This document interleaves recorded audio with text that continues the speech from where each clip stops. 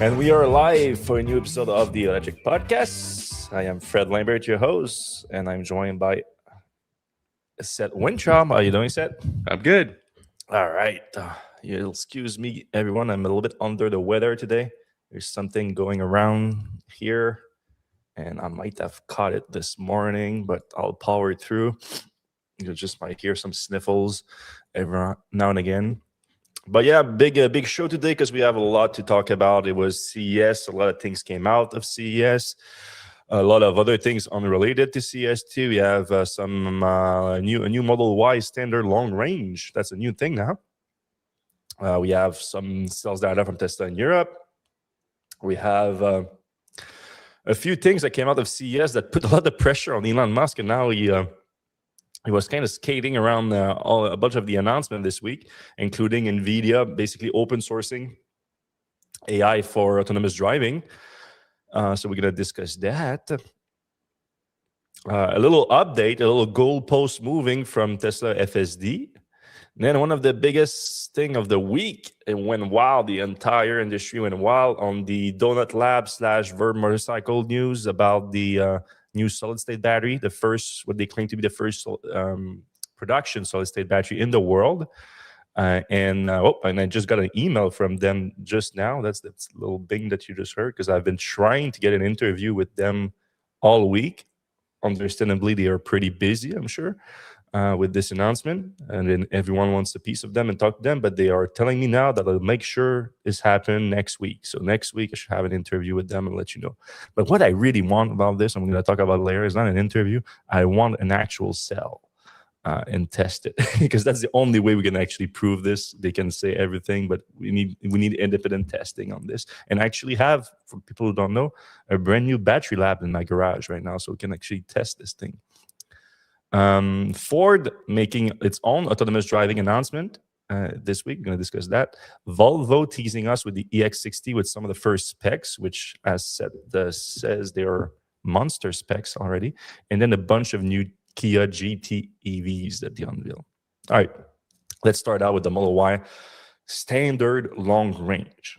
You know, Seth, we've been covering Tesla for a long time. Do you remember at any point in time, because I was thinking about it earlier, and I don't think I can remember a time where Tesla had one model with 5 different trims? I don't think so. Yeah. Me too. I don't think so. That's the case now in Europe. So they launched this new. So the standard is this decontented, stripped down Model Y that they launched in October last year. So now we have like 2 main things that differentiate. You know, before that you have like short range, long range, rear-wheel drive, all-wheel drive, and then you have the performance version. And there's some mix and match between those. Sometimes one is available with the other, and not that. Now on top of that, you have standard and premium, and that means in the standard you don't have the vegan leather, you have textile, you don't have the rear screen, you don't have the light bar for the Model Y, you don't have the rear screen. Did I already say that?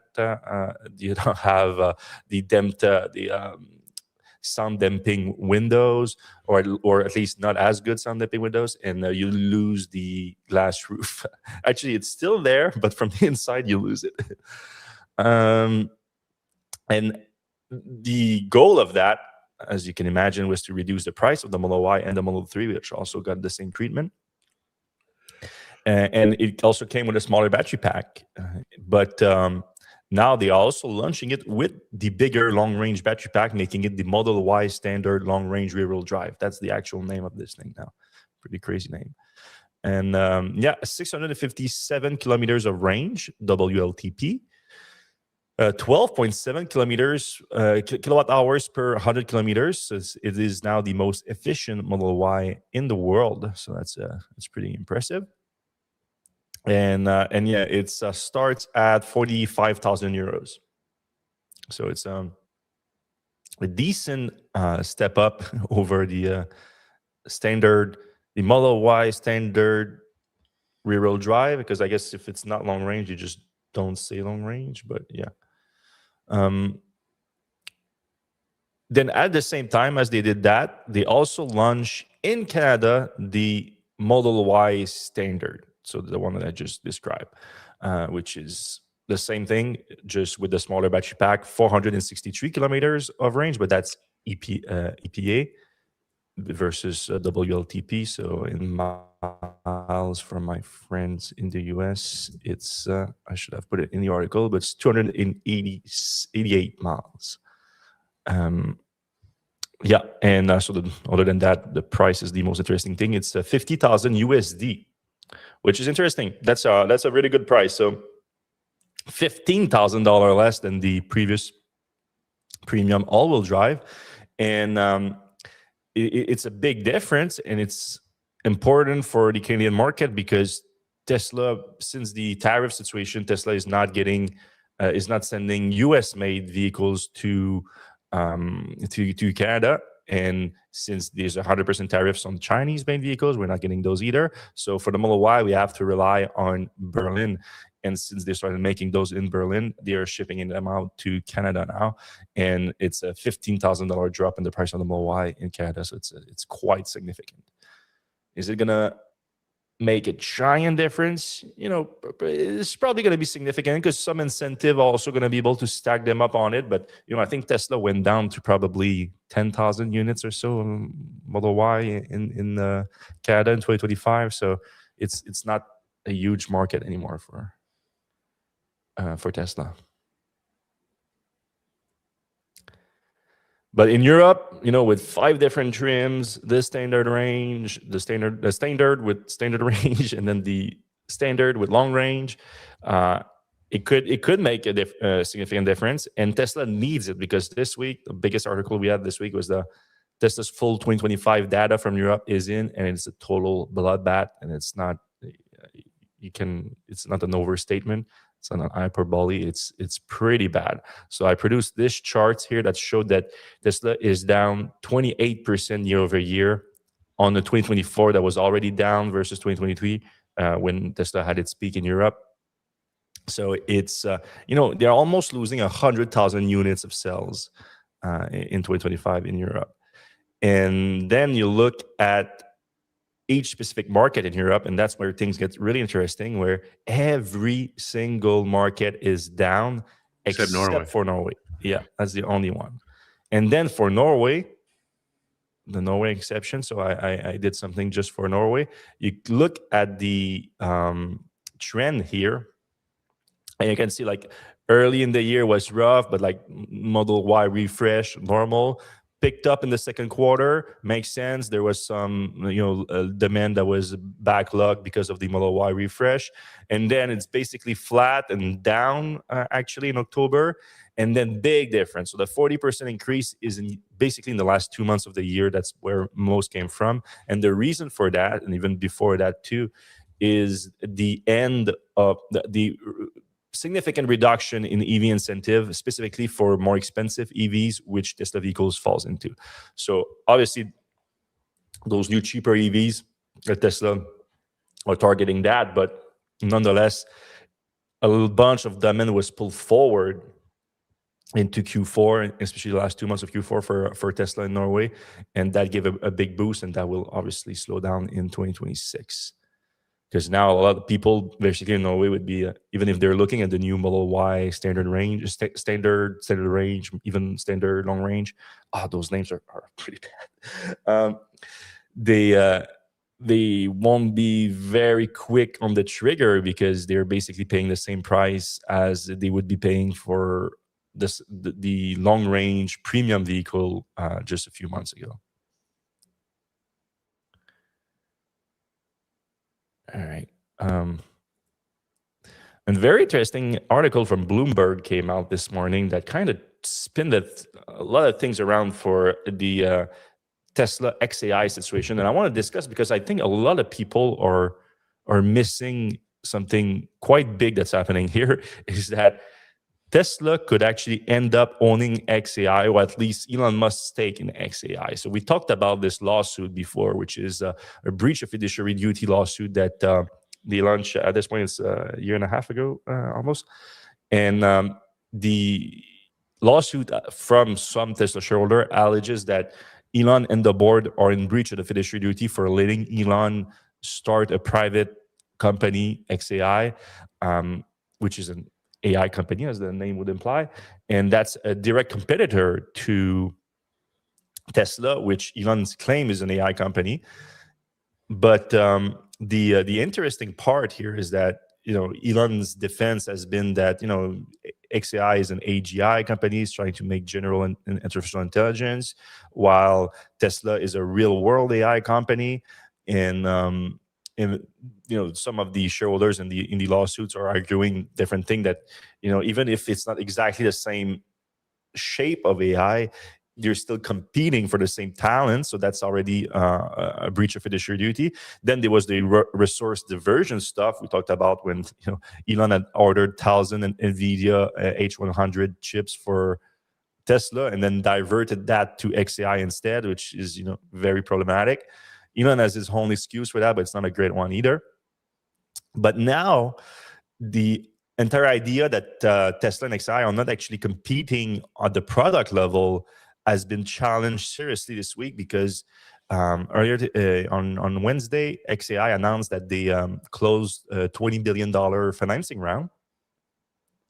Around that, Elon had denied a month or two prior that he said that it was not happening, and then it just happened. So whenever Elon denies a story, it's basically confirmation at this point. But now Bloomberg today had a report coming out where they obtained some of the documentation that they were presenting to investors for the round. And in the information, they mentioned that XAI will develop self-sufficient AI to power robots like Tesla's Optimus. A statement that can be interpreted in two ways. Either XAI will actually develop the AI, the brain behind Optimus, or it will develop a brain for humanoid robots like Optimus or competitors. Either way, it's a direct competition to Tesla, and basically giant ammunition for this lawsuit. This lawsuit that would result in giant fines and punitive action and all that, but they're ultimately seeking, like, you had no right to start this company. This company you started in a breach of fiduciary duty, so your stake in it must go to Tesla shareholders, which would be a mess to say the least. But yeah, I mean, in short, you cannot start a public company. Run a public company. Elon is the de facto techno king of Tesla. He can do everything at Tesla, but it's a public company, so your mom and dad is probably a shareholder in Tesla to their 401k. Like, it affects everyone out there, and you cannot start a competing private company that you own and move resources between them. So there's a bunch of smaller resources that have been moved between them, but at this core here, Elon is taking away a core feature of the Tesla Optimus, of the robot, which we can debate about how useful the robot can be, but according to Elon himself, it's critical to Tesla's future. And move that into a private company, which then Tesla would have to either license their technology, buy the technology from that company, and creating a ton of value specifically for Elon, who has a controlling stake in XAI, while he doesn't officially have a controlling stake in Tesla, even though effectively he's been. Sure seems like he does. Yeah, he's been acting like he does, that's for sure. And shareholders have been perfectly willing to let that happen. So I think this is a big development. This lawsuit, like I said, a year and a half ago, it's going to take probably another 2 years before it goes to trial, if it goes to trial. So don't hold your breath for what happened. But I think this basically seals the case that XAI is a direct competitor to Tesla, and Elon had no business starting it. All right. There's another big thing that shook the industry this week, and Nvidia had one of them. Nvidia is like probably one of the most anticipated presenter at CES every year, and this year was no exception. And there was a bunch of different part to the presentation. A lot of it has very little to do with electric vehicle and the space that we cover, but there was one part that was a pretty big deal. Alpamayo, that's what it's called. Is that how you would pronounce it? Alpamayo? I guess so. It's like alpaca and mayonnaise together. Yeah, that's what I was thinking too. So it's a new open source reasoning AI for autonomous driving. So basically, Nvidia want the Tesla FSD end-to-end neural net that's what they want to sell in open sources to people. So the idea basically is that Nvidia has a lot of compute power in new cars, especially more higher-end vehicle these days, and they see that market threaten, which is like a $10 billion market, I think, for them right now. It's a huge market for Nvidia, even though it's nothing compared to data center stuff, but still big market. And this Nvidia felt a little bit threatened in the last few months to years, with first Tesla doing its own custom silicon for the inference computer, and then Rivian more recently doing the same thing. In China, you have XPeng also doing its own silicon, even though they also still buy some Nvidia stock from some of the version of the car. Their lower, basically their low end version is Nvidia, and now the higher end version is their Turin chip. So Nvidia found some way to slow down this transition and incentivize people to stay within the Nvidia ecosystem by open sourcing their own extremely advanced reasoning AI for autonomous driving, which works on their stack. So basically, if you buy the Nvidia inference computer, you can easily run Alpamayo on it, and you have FSD for free at the software level, at least. And you can obviously build on that software too. You can add features. You can, that's a vision neural net like Tesla, but you can combine it with radar or LiDAR, which is what Mercedes-Benz is doing. So the bigger news here was that this is happening now, and it's already in the market in production vehicle. Specifically, the new Mercedes-Benz CLA, starting this quarter, is going to ship out with the Nvidia stack with Alpamayo reasoning AI, which is going to enable. They're talking about level 2+, which is who's been talking level 2+ here? GM, right? Yeah, they won't call it level 3, even though it kind of is level 3.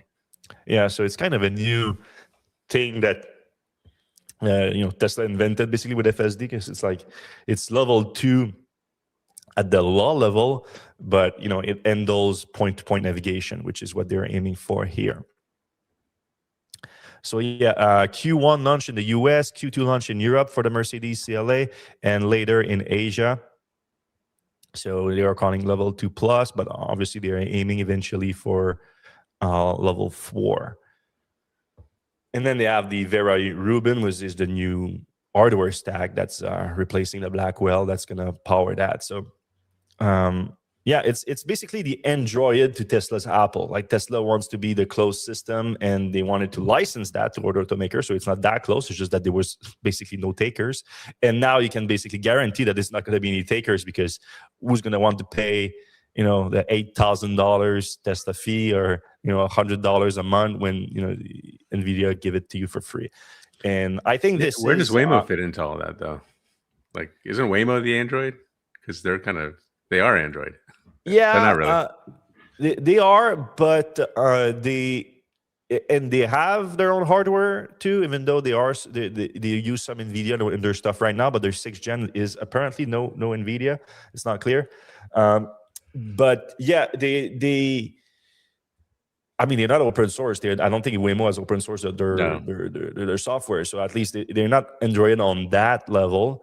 They also here I'm talking more about consumer vehicles. So I'm talking about FSD rather than robotaxi. I'm talking about integrating advanced autonomous driving features into a consumer vehicle like the Mercedes-Benz CLA, while Waymo has been focused more on its own internal fleet, even though they've been working with Toyota and Hyundai to implement their technology into consumer-level vehicles also. It's just not quite there yet. But yeah, you're right. That plays a role into that too. But on the larger level scale thing, the way I see this move is more it's a continuation of the trend of the commoditization of autonomous features inside consumer vehicles. Level 4 autonomy is another thing. It hasn't been achieved yet, especially in the consumer vehicle level, and I don't see it happening anytime soon. I think we're going to see a lot more level 3 before we see level 4. But this level 2+ thing, I think is being completely commoditized. We see it in China with BYD, with Xpeng, with Xiaomi, with Huawei, offering these at a fraction of the cost of what Tesla has been doing. Even Rivian is, selling in their own thing at a fraction of the cost of Tesla, but though I completely agree that it's not on par with Tesla yet, FSD at all. But I don't think we're going to see a trend of that price going up, even though that's what Rivian I think said. But I see it the other way around. I see the price of this level 2+ autonomy going way down in the future, and Nvidia open sourcing it, I think, is an example of that. Yeah, and that kind of goes to Tesla's future model. They were originally like, FSD is going to be worth $100,000 because it'll be the only game in town, and it'll be there won't be any other options. But it seems like there's going to be quite a few other options. Yeah, exactly. And also the 100,000 price was also if you actually achieve unsupervised self-driving. Like everyone can recognize the value difference between like super advanced autonomy that you still rely on a driver versus no attention needed whatsoever. But we're still not there at all. And Nvidia is talking about getting there too, but they basically prove that what Tesla can do, even though I don't think it's as advanced as Tesla just yet, but I think it's gonna get there pretty fast. It's just that it's not that hard if you don't want to take responsibility. The hard part is when you take responsibility, and no one is doing that right now other than Mercedes-Benz and some level 3 vehicle in very restricted areas. And kudos to BYD for like the autonomous parking feature stuff. They're taking responsibility, so that's good too. But other than that, you don't see everyone jumping into we'll take responsibility for this. And what was interesting is that we saw Elon comment on this, because I saw a bunch of investors, Tesla shareholders on X that were getting a little bit nervous when this happened on, was it on Tuesday, I think?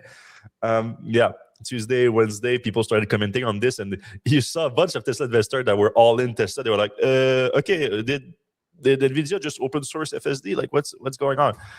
And Elon was quick to comment on it, and there was a bunch of comment I want to discuss, but in general, he basically tried to calm everyone down and says solving the long tail of real world edge cases is incredibly hard, and honestly hope they succeed. Basically saying like, yeah, it's good first try, but you're not quite there yet. He talked about Tesla having a 5 or 6 year lead, but how do you calculate that? Makes no sense. So he was very chatty about Nvidia and Alfa Romeo. But one thing that I found interesting is that Elon didn't say anything about Atlas, this robot right here, which was Hyundai's. So for people that don't know, but most people know Boston Dynamics, but Boston Dynamics used to be owned by Google, but Hyundai actually bought them a few years ago. And they've been going pretty quiet, other than their classic like YouTube videos of abusing robots. We haven't heard too much about them. And Tesla shareholders and Elon have never taken them too seriously either, because for the longest time they were still dependent of like hydraulic system, and they focused more on the robotic side rather than the AI side of it and everything, even though I haven't seen much AI in Tesla's robots just yet. It's mostly remote operated. But this Hyundai Boston Dynamics Atlas robot kind of stole the show at CES this year. It was very impressive, the demonstration of it. And some of the key announcements that I should say are, first off, already in use in Hyundai factories. So Hyundai went quiet for a while, but it actually built a new generation of the robot that's all electric rather than hydraulic. And it can be used for a few hours at a time now, and can swap its own battery. So it's a swappable battery pack, but several of them. So you can keep one, remove one, and still work. Put a new one in there, and then swap out the other one. It's pretty cool. You have that. It's 6'2" rather than 5'8" for Tesla. It's able to lift over 110 pounds versus Tesla's 50 pounds, 45 pounds. It has it's built more for like real work, while Tesla is like very obsessed by making it like human-like, with like very detailed hands and all that. Hyundai, it's still a humanoid robot in the sense that it's like 2 arms, 2 legs and everything, but they are more about, yes, we mimic the human function, but within the human form, but we make it superhuman so that the robot can like turn around on itself without its legs turning around. It can, it has gripper for hands that has like 3 fingers and 1 thumb, and can do pretty much everything a human can do with them, but it's not as complex and as fragile as the like muscle-like human hands that Tesla has been trying to replicate in that. And like I said, it's in production right now. 2026, all the production is allocated to Hyundai for their own manufacturing capacity. But in 2027, it's going to ramp up production and going to start shipping customers. So I think this is like the new robot to beat in the humanoid robot space. And I found it interesting that Elon was quick to like talk about Nvidia and I've Hapa Mayo, but not Hyundai's Atlas. I think Tesla has a better relationship with Nvidia and Tony than Hyundai, I think. Yeah, that's one of the points in the Metamar article is that, Elon has to be careful too, because Nvidia, Tesla, but also his other companies such as XAI still relies heavily on Nvidia.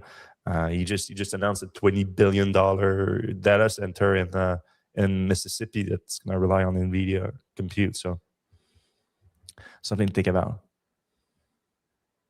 All right. But one of the things that came out of the Nvidia stuff, around it, people getting nervous, that's all within the context of Elon missing a bunch of timelines for self-driving in 2025, big ones too. And now people are double nervous, where Tesla is lagging, competition is ramping up. And Elon had a very interesting comments through all of that I thought shook everything, is that when he was trying to like justify when Nvidia is not going to get close anytime soon, he said roughly 10 billion miles of training data is needed to achieve safe, unsupervised self-driving. Reality has a super long tail of complexity, which is wild because we've been saying that for a long time. Elon has said that too, but he often forgets about it when it's time to give a timeline about self-driving. But what I find interesting is like we have that data. That's one of the only thing that Tesla shares about full self-driving in terms of data, is that total training data, total miles of full self-driving. And last we heard, Tesla is around 7 billion miles right now. So between 7 and 8, basically. So Tesla, at this current rate, Tesla won't achieve 10 billion until June or July. So, and then by June and July, you have your 10 billion miles. Now that means then you have to train the data. You have to train on that data. You have to test it, you have to debug it. So the way he's talking about now, this is to achieve safe, unsupervised self-driving. Tesla is not going to get there until next year based on Elon's own timeline with this. So did he actually know that when he said last year, like just last month, he said that in 3 weeks we're going to have unsupervised self-driving? It's like it starts to become, when you look at things like that, it becomes clearer that Elon is not just like over optimistic about this stuff. He's straight up lying a lot of the time here, because that's the problem when you're a compulsive liar, is like you have to keep track of all your different lies in there, and then sometimes you have 2 lies that cross and like doesn't make sense anymore. And this is one of them. It's like you cannot be saying just a few weeks ago that Tesla's gonna have unsupervised self-driving by the end of the year, and now say that you're still another year away from actually even getting the data from it, like, or at least 6 months away from the data, another 6 months for making it work. I think having full self-driving this year, next year is kind of tradition for Elon. It's been,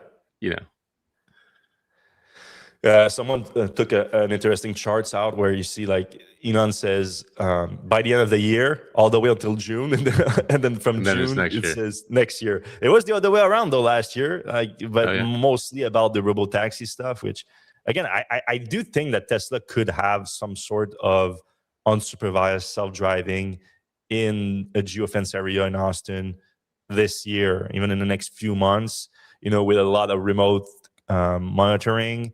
And it's probably possible, but it's going to be so limited, because if you do any you're kind basically of just going to have a remote control car.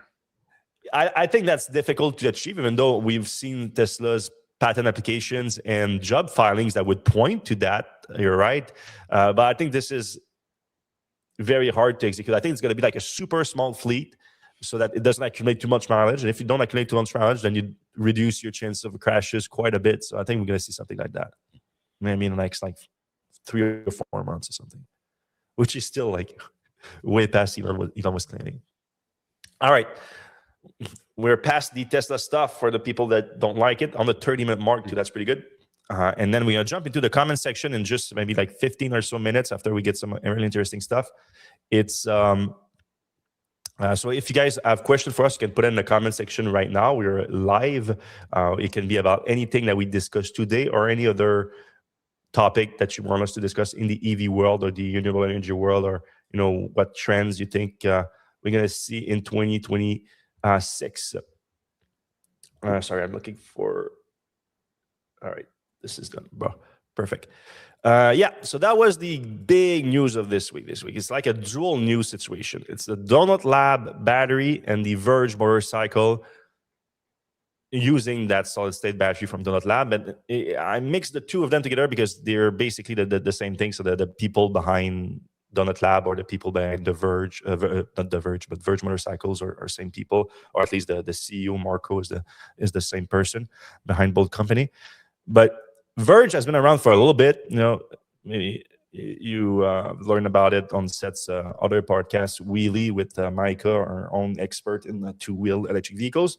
But Verge has been around for a while. It's a Finnish motorcycle maker. They're known for their hub motor in the back. So, there's no rim in the back of the motorcycle. As you can see here, is just a donut, hence the name of the company, a donut hub motors that is super power dense and energy efficient, meaning that it's really light and powerful and also efficient.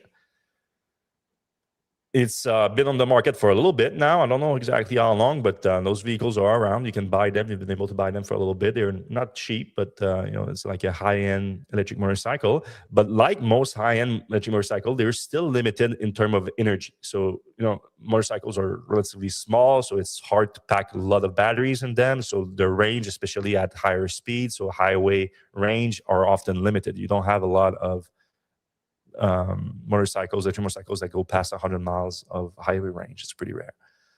So we need a solution to that. And, solid state batteries has been touted as a solution to it for a long time. Solid state has been, kind of like the hydrogen of the EV world, where it's always coming soon, but it's never really implemented at scale anytime.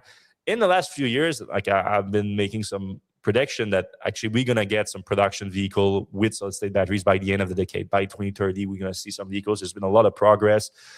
Solid Power out of the US, QuantumScape out of the US. You have Fractional in Europe. You have a bunch of companies that have been doing great work with solid state. They're getting closer. Toyota has been investing heavily too, even though they've missed plenty of timelines regarding that. Sorry. But so what is surprising about this is this relatively small Finnish company out of nowhere this week. They're like, we have the first production battery, solid state battery cell, and it's already in a production vehicle, the new Verge Pro, the Verge TS Pro. So the Verge TS Pro, like look at those specs here. Set up to 370 miles of range, 600 kilometers of range on a single charge. So that's when you double the battery pack. So you can have one battery pack or two battery pack. That's got to be a huge battery. Yeah. Charging of 186 miles, 300 kilometers of range in just 10 minutes. They actually claim that they slowed down the charging because it was too fast. And a ton of power, 0 to 62 miles per hour, 100 kilometers an hour in 3.5 seconds. It's just a beast of a bike. Like it just solved the entire energy problem with electric motorcycle. You have a long range vehicle in there. Then Donut Labs, Marco from Donut Lab does an entire demonstration about it. They released some testing features of like the actual power capacity of the cells.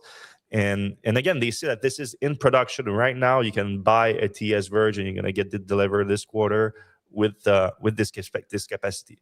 So it's hard to like not believe them at this point. But then it's a small company that kind of leapfrog the entire market in delivering what is the holy grail of battery technology here. We're talking about 400 watt hour per kilogram of energy density. 40% more than the best lithium ion NMC cells these days, maybe. Giant move. 100,000 cycles set. That's crazy. That'll last forever.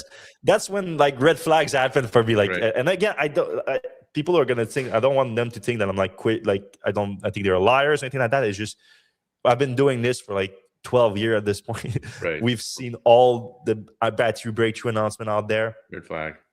There's always something that doesn't work. And even Marco in his presentation, which was, by the way, you go check it out on YouTube. It's a great presentation he did. Like, he hit everything, all the nails right on the head, which again, kind of a red flag normally.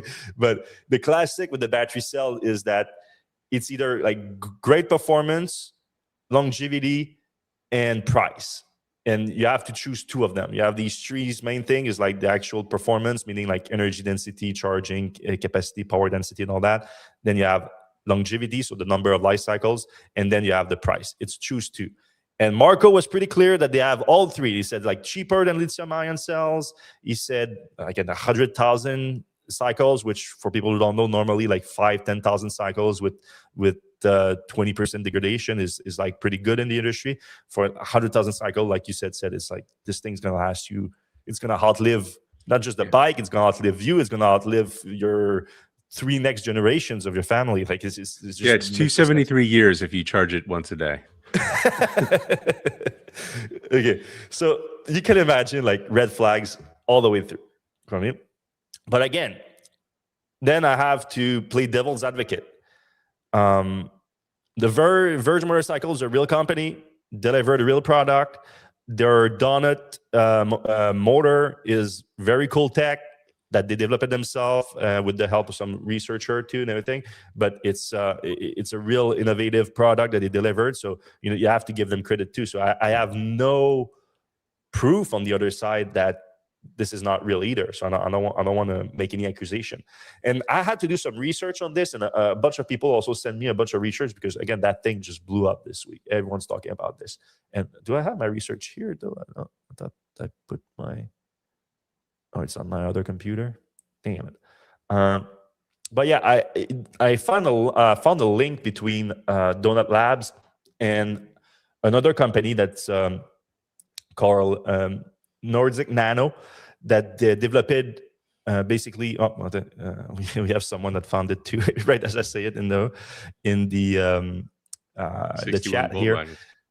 And the company is more focused on solar and energy system than battery, but they do have, if I understand correctly, licensed a technology or bought a technology that they then licensed or other from a young researcher from Finland, from a Finnish university, that developed a new material, to use, especially at the electrolyte level, I think, for solid state batteries.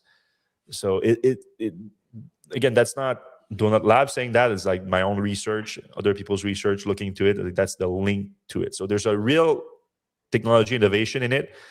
It's just strange that it out of nowhere, no one knows about it, and it's in production already.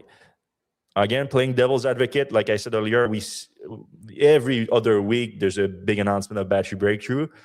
Most of the time, it's based on real research from serious scientists at research firm companies or universities. So at some point, we kind of become numb to it. So it's possible that our research came out and like it's just no one spend a lot of attention on it because everyone assumed that there's going to be a problem with it. Like there's always a problem with it. And then they were able to test it and it worked and everything. So it's a real possibility. So I go back to what I said earlier on the show, at the beginning of the show.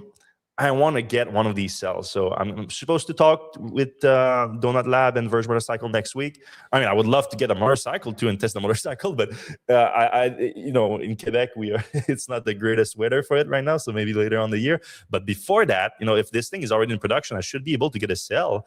Just send me a cell. I have an actual battery lab in my garage right now with a bunch of battery testing equipment, a bunch of battery manufacturing equipment too. And I can test it and tell you exactly the energy density of it. I can test the cycles. It's going to take a while to test the cycle, but I can get a good idea of it in a reasonable period of time. Maybe I can test the charging capacity, the discharging capacity. I can test all of that. So I would love to get a cell, and I think that again, Marco's presentation was top notch. He can have the answers for every interview ever. I don't think no one's going to believe him and the claims until there's independent testing of the cells. I think that's just a fact, in my opinion. So I would love to do that. And the lab too, I would love to do more of those testing for Electrek. Like, I would love the Electrek to be kind of the go-to publication to check if a battery breakthroughs and new batteries are legit or not. I think that would be pretty cool. And we can start that with what would be the holy grail of batteries and the biggest battery breakthrough in the century. I mean, we're talking about here, if this is true, electric planes, automatically they're a thing. These flying cars / manned drones and all that, all switch to that. Everything that's high capacity, high energy demanding. Geez, ton of snow just slipped on my roof. It's I think it's a game changer. So I would love to be able to confirm it.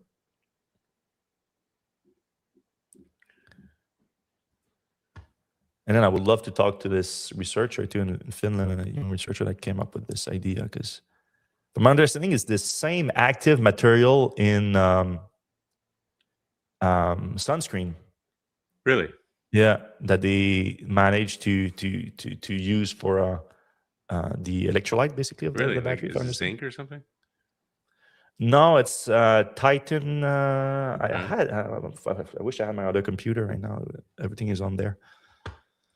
We'll give you guys more details next week, because again, I'm supposed to talk to Marco early next week. All right, Ford also had a big announcement at CES this week. They are talking L3 stuff. They say that they're going all in on the autonomous effort, and they're going to start with their upcoming EV pickup truck. So their new EV platform that's going to enable cheaper electric vehicles, the universal EV platform that's led by Doug Field, former Apple and Tesla engineer that's leading the electric vehicle effort at Ford. They are attaching to that platform a new Blue Cruise that's going to be hands-free assistance and aiming for eyes-free assistance, so L3, eyes off the road by 2028. So, but again, at the same time, I think that kind of confirmed that the truck is coming in 2027.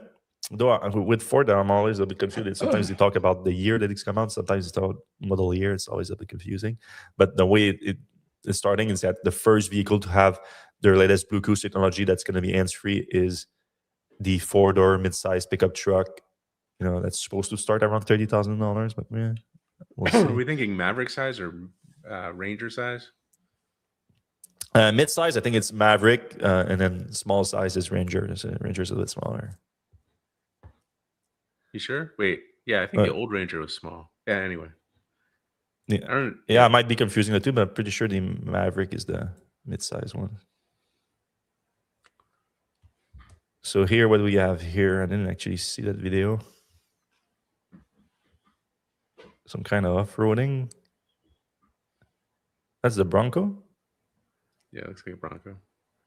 So they plan to do their driver assistance system at off-road. For the people that are not watching right now, they show the video. They show a Bronco getting up to a rock on an off-road situation, and then I don't know if it's autonomous or it's just suggesting you a different path because to get across the rock here. I don't know if off-road people, that's the kind of thing that they really want. I think you want to discover your own path. That's the main thing about off-roading. Have you ever driven a Bronco? No, I haven't. They're not good. They're not good, really? No. I heard people love the new generation, but yeah, they look kind of cool, but they look cool for sure. But yeah, they are talking about their own software stack for it. They have the Ford AI assistant that's going to come with it, and they are designing their own compute modules for it too. So I'm sure. I doubt they are talking about their own silicon, but maybe we'll see. All right, moving on from Ford. Volvo said, so that was your article this week. You got some of the new specs for the EX60. Yeah, it's Volvo's kind of like mid-size SUV between the EX30, EX90, and they have the S60. They have a bunch of like 60 vehicles already, but this one is built on the new SPA3 platform, which is, I think it comes from Geely or Geely. I think this is kind of like, from a powertrain standpoint, this is basically a Chinese car, or coming from China. 400 miles is an insane range for an SUV. I don't think it's going to have a huge battery. They didn't say. We could kind of extrapolate, because we know what kind of mid-sized SUVs, so it's probably going to be over 100 kilowatt hours to get 400 miles. 400 miles. That's like you said, it's a Chinese EV and everything, but I think that news was like more European for the base. It's probably WLTP they're talking. No, actually, I got clarification on that. You can see in the quote right there, range figures preliminary, but they was going to be based on the EPA testing. Okay. Yeah, so it's going to have some range, and then also it's going to have some really fast charging. They say that in 10 minutes you'll get 173 miles of range, which is almost half the charge. Obviously, that's going to be the optimized, probably 10% to 60% charge, but that's pretty impressive. Like that's a cup of coffee, maybe a bathroom break if you rush it. It's getting close to gas in terms of charging speed. Of course, you need a 400 kilowatt charger, which aren't super common, but those are going to be built. This is obviously a global car, so in China and Europe, where there's more faster chargers, that might be a good thing. Also, third kind of piece of news on this. By the way, this is kind of a drip drop of stuff that's going to be announced on the 21st, I think. The full unveiling is until the 21st. Yeah, there's gonna be a couple more drip drops of news that they like, kind of an industry secret is like, when they have some news, they like to get like many stories out of it. So they kind of like divide the news and give some out to press, and then take some other pieces, give it out to press. And a lot of times I was just like, I'm not going to play that game. Just give me all the news, and I'm not going to. But these are pretty big specs. So. Yeah. Those are specs that are headline worthy.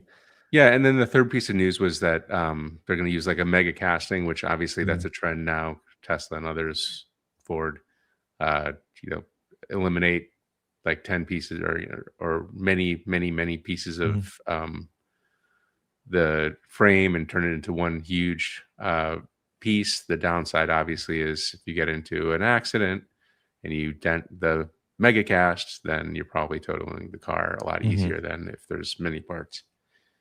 But the upside is that it's cheaper, it's lighter, it's stronger, firmer, all those things. So I think the pros outweigh the cons. Yeah, generally makes for a more efficient car. A lighter, more efficient car. Yep. All right, last quick piece of news, then we jump into the comment section. I see a lot of comments today. So you still have a little bit of time because we're going to get a little bit quick on that. But if you're watching live, you can put your question in the comment section and we'll get to it in just a few seconds.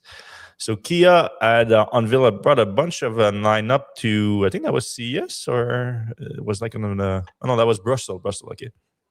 So many shows this week, I get confused. So at Brussels, they brought the entire lineup of new GT EV models. So you have the Kia EV3 GT here. So that's on the smaller side of it. I think it's a smaller GT yet because I don't think the EV2 has a GT version just yet. But a good looking car. I like the wheels. They're pretty cool wheels on this. And, it's like a bunch of new design accent that they changed and everything, but and a little bit more power in there. So for the GT3, 145 kilowatts, about 200 horsepower in the front motor, and 170 kilowatt, 94 horsepower in the rear mounted. That's interesting. They don't see that too often, having the big motor at the front and the smaller motor at the back. For a combined 215, 288 horsepower. Bunch of different design accents in the GT version 2 inside. 81.4 kilowatt battery pack. I don't think that changes from the regular versions of it. So, but the efficiency goes down a little bit with 590 kilometers, 267 miles of range. And then you have the GT, the Kia EV4 GT, which looks really good, really aggressive vehicle. Almost kind of a little hot hatch, hot wagon type of thing. I like it. Same powertrain on this, I think, or a little bit more powerful. Oh, we don't have it listed, so it's probably the same thing. Here you have the interior, also a little bit more racing inspired. Still not the crazy fast car though. 0 to 62, 100 kilometers an hour, 5.6. So not slow, but not crazy fast too. And then you have the EV5, which is our little mid-size SUV that can also get a GT version. Maybe not as popular because not as fun to drive, but still good-looking car. The EV5 GT starts at 47,000 pounds, $63,000. Oh, really? That's that big of a difference between the pound and the dollar? Surprise. All right, let's jump into the comment section. All right. Electric Brian says, I don't like how Tesla took their standard trim, made no changes to it. Then all of a sudden they called it the premium model. The premium model should have had more premium features added. Yeah, that's right. Normally you do the other way around. Yeah. But they did the same thing. Like, well, they added a little bit of things, but with the Model S Next, the luxury package, but it's like, just all the options in there. Yeah. Yeah, I have to admit that that's not, it doesn't feel like value. All right, Spikes43, can you please investigate the Apple Green contracts for state-funded charging? Whose brother-in-law is on the appropriations committee? Sounds like somebody's not happy with I don't their even know service. what Apple Green is. It's like it's a charging company? I think it's a charging company, yeah. CS display of Longbow featherweight EV reminds me that there's plenty of room for upstarts to build more simple EVs without that self-driving garbage and return to a lightweight at 2,000 pounds. Yeah, we were pointing on Longbow before, and like Carl says now in the latest comments, they are one of the first partner with Donut Lab. So Donut Lab on top of, so now they have the battery, they have the motor, and they have the software stack too. So they're combining in everything, and or you can pick and choose, but any EV company can like decide to use one or all of them, and they even have Watt EV that took all of it and then made an EV platform out of it, so you can just buy their EV platform and then build your car around it too. So I think that's cool too. Yeah, Longbow, but I don't think Longbow actually did that. I think they took the technology from Donut Lab and built their little speedster, kind of little cool old school speedster. 61 Volkswagen says, I think it's more like a supercapacitor, but I can't explain the energy density. Yeah, I'm with you on that. I'm with you. Like everything, like the longevity, like the charge cycles, scream capacitor, the discharge and charging capacity, screen capacitor, is just the energy density that makes no sense. You cannot get 400 kilowatt hour, 400 watt hour per kilograms on a super capacitor. Yeah. But everything else makes sense. And then if you look at, so I went and deep dive into Nordic Nano stuff, which is linked to Donut Labs and the Finnish university that I discussed. And on their website, they do mention that they on top of their solar panel stuff, they do have a capacitor. So, and you can make a capacitor that's solid state. So, but again, there's still a missing piece because the energy density part of it doesn't make sense with that. So, yeah, I need to talk to them. Yeah. All right, we're talking a little bit about the Verge motorcycle coming out before Cybercab. We're talking about the green, what was it called, Apple Green. I'm sure they're fine. They operate in the UK. I think I saw one on the New York's Thruway, like somebody else here. More concerned about the maintenance, uptime, and cost. These could cost 5 to 10 times as much as a supercharger over their lifetime. Yeah, they're kind of like that generation one of EV chargers where they're very complex and don't work very much. All right, moving on. The best case I can think of. Okay, we're still talking about that. If Donut Lab battery company and EV automaker would be dramatically affected, we will see them when the production Verge bikes come out in months. 2026 cold fusion. I mean, it wouldn't be as impactful as cold fusion, obviously. Like cold fusion, if it works at scale, it's game over. But it would, yeah, I would agree with Dean that it would be ultra impactful on the industry. It would, not only that, it would, like I said, electric planes now are in game. Like everything is within electrification if that happens. So we'll see. Yeah. Good luck with them sending you a cell. That's a big target for reverse engineering. 61 Volkswagen. My argument is, they say it's already in the bike. So if it's already in the bike, every battery company in the world is going to buy a Verge bike and get those batteries. So like you don't, if you're scared of good old Fred reverse engineering your battery, when I don't even want to open it up really. I mean, if they send me a couple of them, I'm going to open it up for sure. But I want to test them. I want to see if what they're saying is true. So it's mostly testing than rather reverse engineering, but I don't think that the fear is warranted because, like I said, you can just buy a bike if it's that true, and you can get the sales from there. It's an expensive bike, starting at like $30,000, I think. But if you are a big battery company, it's worth the investment.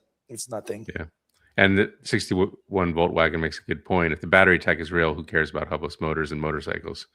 They should be 100% focused on scaling battery manufacturing. Right. So the devil's advocate here on this side would be, Verge was in bad need of that, so they needed that more like any other EV out there that's non-motorcycle, like cars can do with LFP cells now. So they're not going necessarily for the higher energy density stuff even anymore. But the motorcycle, you needed that, so they were like they were looking for it. They claimed to have found it, and then they claimed to have licensed it, and then now they are building it and so on. All right. Okay. Hear me out on this one. This is from Ian Smith on Facebook. Tesla gets split into two companies. Kind of like this idea. Tesla Motors for continuing advancement and proliferation of electric vehicles and energy storage. And then Future X, pronounced Future X, is the other. The latter will be dedicated to silly robots, robot axes, AIs and shit, flamethrowers, fighting woke mind virus, all the other pretend that doesn't make any money. In exchange for Tesla Motor stock, Musk gets 100% of Future X. I like that idea. I like this guy. He's on to something right there. I mean, that would be perfect. Like if I can never talk about Elon Musk again and talk about all that robot stuff that makes no sense and all that, and we can get back to Tesla focusing on what brought it here, which is incredible, advanced, efficient, high volume electric vehicles. I mean, it makes a ton of sense. And all these now like white nationalists, Tesla shareholders that just followed Elon into this madness of like ketamine induced late night tweeting, they can all follow him into Future X stock, and then I and all the old school Tesla shareholder will come back and bite us up. All right, 61 Volkswagen. I'm at CS now and overheard Donut saying they're focused on battery trailers for charging. I'm not sure that's the best use of resources. That doesn't sound like a good idea. Yeah, I don't even know what he means, a battery trailer.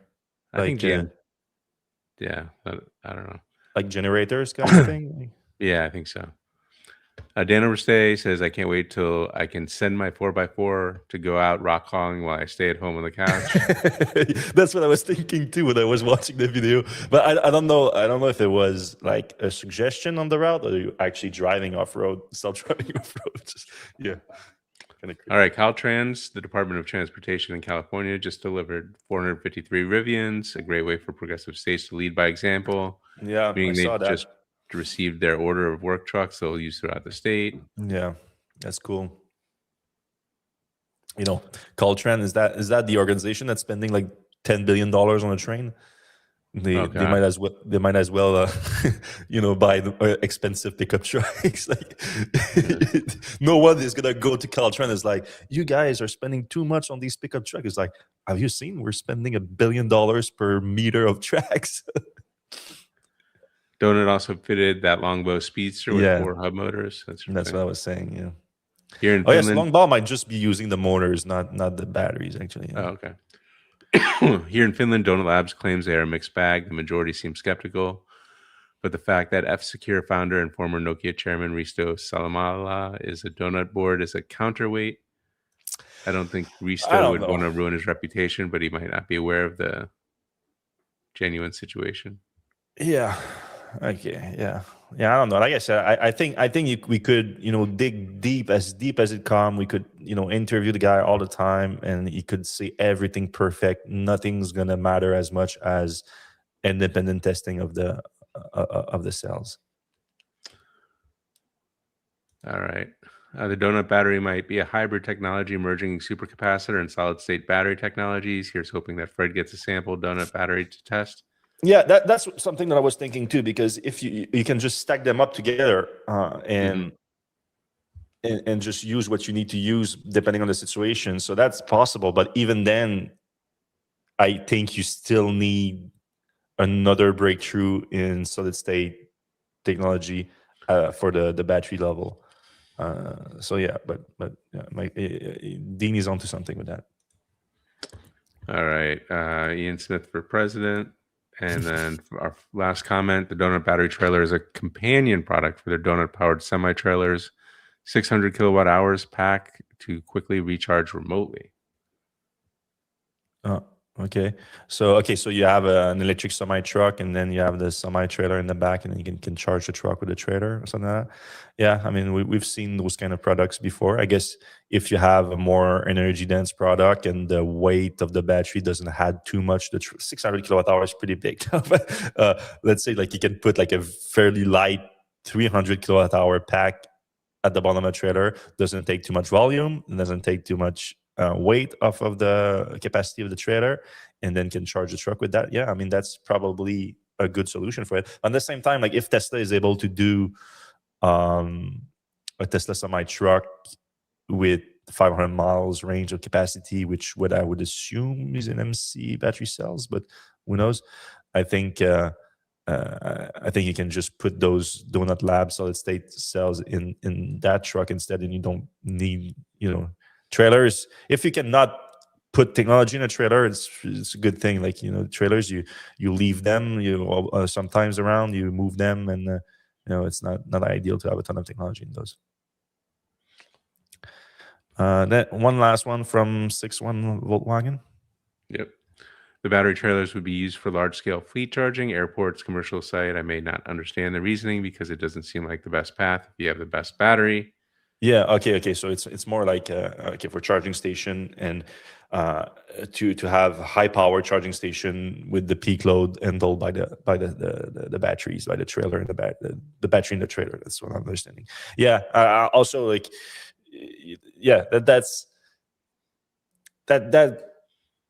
it doesn't seem like the first intuitive product to have like the holy grail of battery cells. I understand your point with that, but at the same time, again, if you haven't watched the presentation from Donut Lab, from Marco, his presentation on YouTube is he hit everything on the head on that. It's like, yeah, I mean, now we have, anyone can do a car with those cells. That's the goal. And then you have the what EV, you can buy the whole platform instead, or you can mix and match and everything. So he's just, I guess, listing examples of what you can do with them, including that.